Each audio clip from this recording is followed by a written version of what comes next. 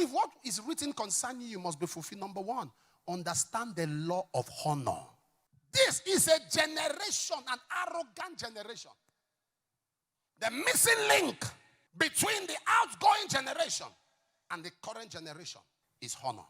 There is a blessing that only parental utterances provoke. It doesn't come from fasting. Fast from now till next year. It doesn't communicate or command it. It must come from parent. Listen, there are 4 groups of people you don't fight in your life. No matter how crazy you become, never. Because you attract a curse. Never in your life. You don't fight parents, spiritual or biological. Don't fight them. Your mother that gave birth to you suddenly found out that she's against your life.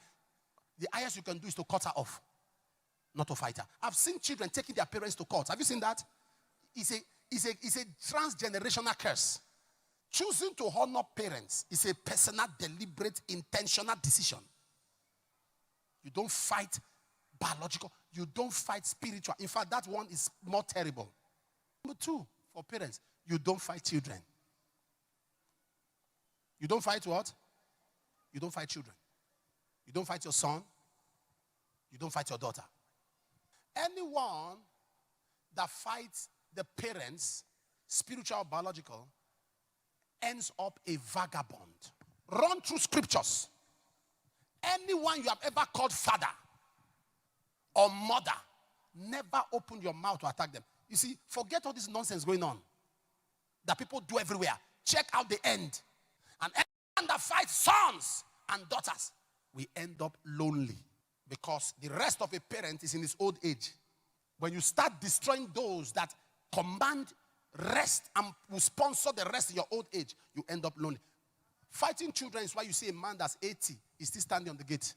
He's 75, he's a security man. Because he has so fought the children. When I say fight, he cut them off. He never empowered them. He never raised them. There are parents who are so self-centered. There are some of you looking at me now. From tender age, you began to take care of yourself. When parents don't empower children, then the children don't owe them any future help or favor. You cannot come and be clapping hands when your children are already great and you have no contribution to their greatness. Honor. Christ came. You must cultivate the law and the nature of honor. It's intentional. Nothing sponsors longevity like the law of honor. When we honor people, we extract what they carry. When we honor people, we attract what they command.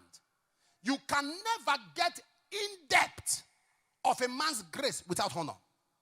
Even at departure, as they were separated, Elisha screamed, "My father! My father." Blessings don't flow from people on the same level. One has to be down. Without controversy, the less is blessed of the better. One of the biggest destroyer of honor is civilization. There are people that will say things now, and when you hear them speak, they speak with so much authority. Because of the mercy, the abundance of God's mercy that prevents instant judgment. So people do things and they get away with it. People can open their mouth and correct grandfathers. They can correct elders. It's no more criticism now. It's now insults. It's now abuses. People open their mouth and they say things about leadership. Say things even about government, our country. People, there is no more loyalty or patriotism.